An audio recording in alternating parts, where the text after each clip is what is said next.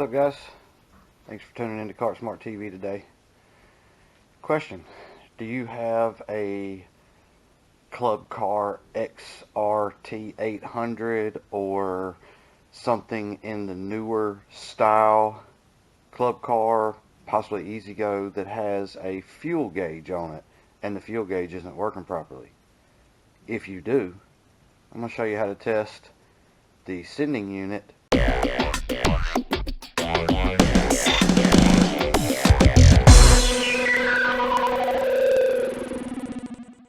A new fuel sending unit right here, brand new. You're going to take your voltmeter and you're going to put it on the 2K setting. Okay. You're going to take your red lead and you're going to clip it to the 12 volt lug that goes on the top of it.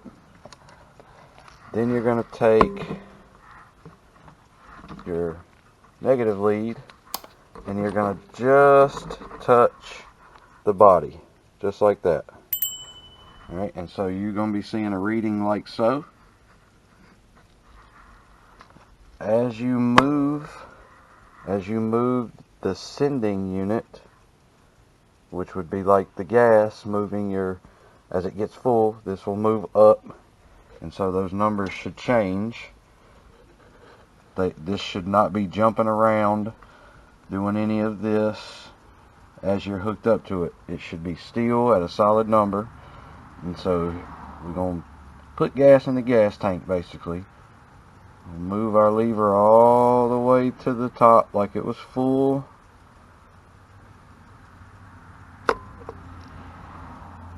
And there would be full. As you can see, my float is all the way up. And my numbers are very still, very accurate. And that's how you tell if your sending unit is working or not in your gas tank. Alright guys, stay tuned. I'm going to get the old sending unit out of our XRT 800 that we are working on today. It's a cool looking little industrial style cart. Our local hospital uses it to do their maintenance stuff around the grounds. We're going to throw them a set of radials on today too, because they're on a asphalt parking lot, giant asphalt parking lot, and they have these kind of treaded tires which are getting wore out really fast on them, so we'll take care of that for them. But like I said, today our goal is to get our sending unit replaced in our gas tank. It's going to be very simple. You have your ground wire to the body, your power wire to the middle stud of the sending unit, and then you have 5 1/4-inch screws. This will lift right out of here. You slide your new one in, you get a new gasket to seal back off to the tank, and then you just reverse the process of putting the bolts in. So we're going to get this knocked out. Okay, so we got the new one in, and as you can see, I got my power wire from the gauge, the 12 volt source from the gauge, back to the middle lug. I got my ground hooked to the outer body of the sending unit. Got all my screws back in their place, and we put our protective cap back over. So my gauge has a little red light right here in this upper part, and it was just flashing down here when there's over a half a tank of gas, or just at a half a tank of gas in here. So now I cut the key switch on, and boom, it's reading just like it's supposed to, about a half a tank right in the middle. As you can see, we have our hour meter here on this golf cart. This was lit up and the red light was flashing here.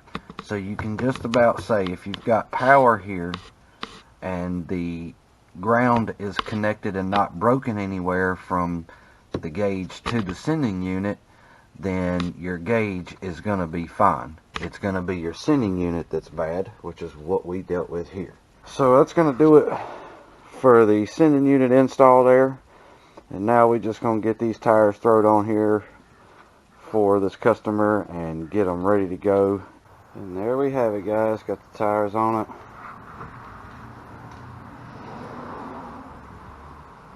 Got the fuel sending unit working.